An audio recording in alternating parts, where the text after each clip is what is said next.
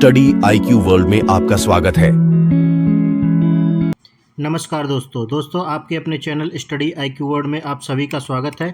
जैसा कि आप लोगों को पता होगा कि हमारे प्राइम मिनिस्टर नरेंद्र मोदी जी इस समय रसिया के दौरे पर है और उससे जुड़ी हुई बहुत सी खबरें आ रही हैं।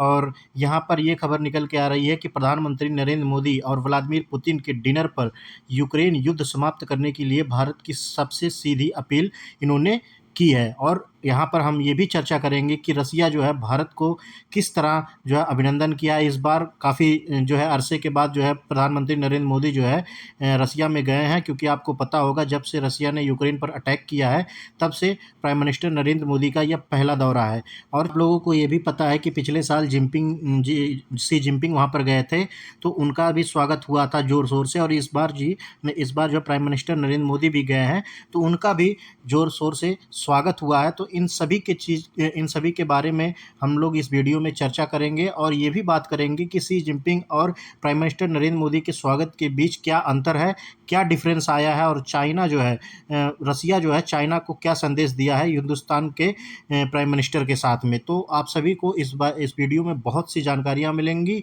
तो इस डिटेल से इस वीडियो में हम बात करेंगे और साथ ही साथ इसके बारे में हम और भी बहुत कुछ जानकारियाँ आपको देंगे। तो चलिए शुरू करते हैं। लेकिन शुरू करने से पहले आप लोगों से मेरा निवेदन है कि आप लोग अगर इस चैनल पर नए आए हैं तो प्लीज़ इस चैनल को सब्सक्राइब कीजिए, लाइक कीजिए और अपने दोस्तों के साथ शेयर कीजिए। बेल आइकन पर क्लिक कर दीजिए ताकि आप सभी को नियमित तरीके से आपकी वीडियो मिलती रहे। तो चलिए, इस चैनल पर आप सभी को बहुत कुछ जानने को मिलेगा। पर आगे बढ़ने से पहले आपसे पूछूंगा एक क्वेश्चन यहाँ पर यह है कि रूस के किस शहर में भारत का सांस्कृतिक केंद्र स्थित है।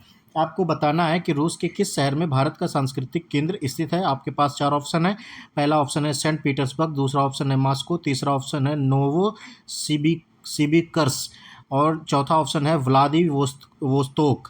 तो आप लोग सही उत्तर जो है कमेंट सेक्शन में कीजिए। सही उत्तर मैं बताऊंगा वीडियो के अंत में। जैसा कि आप लोग देख पा रहे होंगे एनडीटीवी का आर्टिकल और ऐसे कई आर्टिकल जो है इस समय पब्लिश हो रहे हैं। पूरे वर्ल्ड मीडिया की नज़र इस दौरे पर बनी हुई है। तो आइए विस्तार में हम लोग चर्चा करते हैं। चर्चा शुरू करने से पहले आप लोगों को मैं बता दूं कि ये देखिए यहाँ पर जो है प्राइम मिनिस्टर नरेंद्र मोदी का जो है एक भव्य स्वागत किया गया है रसिया द्वारा। और रसिया के ये जो यहाँ पर एक शख्स खड़े हैं इनका भी मैं नाम और परिचय आप लोगों को आगे मैं बताऊंगा कि क्या डिफरेंस है नरेंद्र मोदी के दौरे मतलब स्वागत में और चाइना के शी जिनपिंग के स्वागत में। तो ये आदमी जो है बहुत ही इम्पोर्टेंट रखता है। तो इसके बारे में हम आपको आगे बताएंगे। आप देख सकते हैं कि यहाँ से पूरा बिल्कुल हमारी जो भारत की जो एरोप्लेन एयर इंडिया है, जो भी ये प्लेन मतलब चलते हैं जिस पीएम मोदी जिस प्लेन से, वहाँ से बिल्कुल रेड कारपेट बिछाया गया और इनको जो है गार्ड ऑफ ऑनर भी दिया गया है, जैसा कि आप लोग पिक्चर में देख सकते हैं।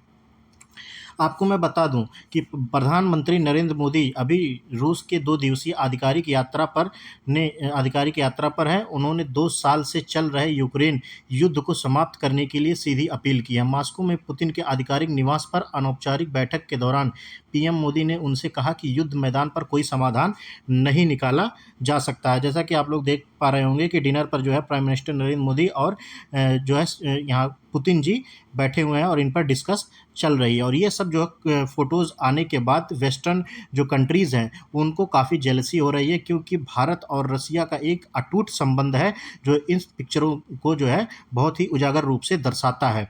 आइए आगे चलते हैं। भारत ने हमेशा संयुक्त राष्ट्र चार्टर, जिसमें क्षेत्रीय अखंडता और संप्रभुता का सम्मान करना शामिल है, का पालन करने की अपील की है। युद्ध के मैदान पर कोई समाधान नहीं है, संवाद और कूटनीति का ही आगे रास्ता है, पीएम मोदी ने पुतिन से डिनर के दौरान कहा। इसके अलावा पीएम मोदी ने उन भारतीय नागरिकों की चिंता भी उठाई जो बेईमान यात्रा एजेंटों द्वारा रूसी सेना में शामिल होने के लिए धोखा दिए गए। सूत्रों ने बताया कि रूस के सभी प्रभावित व्यक्तियों को वापस भेजने का वादा किया है। जैसा कि मैंने आपको पिछली वीडियो में बताया कि कुछ एजेंट जो थे, बेईमान एजेंट जिसे कहा जाएगा, क्योंकि अपने झांसे में वो लाके कि रूस में हम नौकरी देंगे, आपको अच्छी सैलरी मिलेगी, वो भारतीय नागरिकों को वहाँ पर बुला के और उनको जो है रूसी सेना में शामिल कर दिए, जिससे जो है वो फ्रंट पर वॉर लड़ रहे हैं। तो अभी तक ये बताया जा रहा था कि 20 भारतीय हैं, जिसमें से 10 भारतीय अपने वतन वापस हो गए हैं, यानी कि भारत वापस हो गए हैं, जैसा कि मैंने आपको लास्ट वीडियो में बताया था। लगभग 2 दर्जन भारतीय को उच्च वेतन वाली नौकरी के बहाने देश में लाने के बाद युद्ध लड़ने के लिए मजबूर किया गया।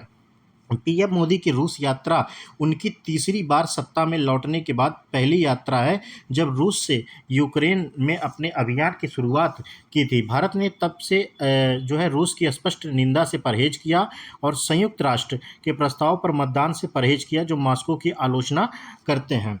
आपको मैं बता दूं कि आपको पता है कि ये प्राइम मिनिस्टर नरेंद्र मोदी का भारत में तीसरा टर्म है। तो जो 2 टर्म हुए थे इससे पहले जब उनकी सरकार 10 साल थी, जब वो उन्होंने 2014 में जो है अपना शपथ ग्रहण समारोह मतलब शपथ लिया था और उसके बाद जो उन्होंने फिर एक बार और चुनाव लड़ा, उसमें भी भारी विजयी इनको प्राप्त हुई। तो जब दोनों बार इन्होंने शपथ लिया तो उसके बाद ये अपने जो पड़ोसी राज्य थे, तो पहला दौरा शपथ करने के बाद पहला दौरा अपने पड़ोसी देशों में गए थे। तो कहीं न कहीं इस बार जब प्राइम मिनिस्टर नरेंद्र मोदी जो है फिर से प्राइम मिनिस्टर की कुर्सी पर बैठे हैं, तो इस बार पहला दौरा उनका आधिकारिक दौरा रसिया की तरफ था, ना कि अपने पड़ोसी देशों की तरफ था। तो एक तरह से रसिया को ये जताया जा रहा है कि हाँ, आप हमारे लिए इम्पोर्टेंट है और रसिया भी कहीं न कहीं ये चीज़ें बिल्कुल एब्ज़ॉर्ब करता है कि हमारे लिए इंडिया कितना इम्पोर्टेंट है। तो उसी के दृष्टि से आप यहाँ पर देख सकते हैं कि मॉस्को में जब ये एयरपोर्ट पे पीएम मोदी ने अपना जो है इनका प्लेन लैंड हुआ, तो रसिया ने एक सिग्नल चाइना को भी भेजा, चाइना को भी जवाब दिया कि यहाँ पर इनके जो है आप देख सकते होंगे कि रसिया के फर्स्ट डिप्टी प्राइम मिनिस्टर जो है मैंत्रोव, मैं आपको ये पता होगा, मैंने आपको यहाँ लास्ट शुरू में ही बताया कि ये जो शख्स है, ये फर्स्ट डिप्टी मिनिस्टर हैं रसिया के, यानी कि अगर व्लादिमीर पुतिन के बाद अगर कोई पावरफुल आदमी रसिया में है तो ये व्यक्ति हैं। तो ये इनको प्राइम मिनिस्टर नरेंद्र मोदी को जो है ये रिसीव करने आए थे। वहीं पर आप देख सकते हैं कि जब शी जिनपिंग आए थे तो इनको इनसे एक नीचे के अधिकारी, यानी कि उनकी भी कोई, हम ये नहीं कह रहे हैं कि उनकी कोई बेइज्जती हुई थी इस दौरे पर, लेकिन आप यहाँ पर देख सकते हैं कि रसिया इंडिया को ज़्यादा अहम दर्जा दे रहा है। तो आपको यहाँ पर देख सकते हैं कि शी जिनपिंग जब मॉस्को में अराइव हुए थे तो उनको जो है एक deputy prime minister Russian federation Dmitry Chenskov, यहाँ पे मुझे प्रोनाउंस करने में इनका नाम जो है थोड़ा-सा दिक्कत हो सकता है, उसके लिए आप लोगों से माफ़ी चाहता हूँ। लेकिन मैं आप लोगों को बताना चाहता हूँ कि यहाँ पर ये जो रसिया के बाद सेकंड नंबर पर अगर कोई पावरफुल आता है, ये मैंत्रोव, फर्स्ट डिप्टी प्राइम मिनिस्टर है ये, डेनिस मैंत्रोव। इन्होंने जो है भारत के प्राइम मिनिस्टर को रिसीव किया और कहीं न कहीं चाइना को बताया है कि हम पहले प्रेफ़रेंस भारत को देते हैं, उसके बाद आपको देते हैं।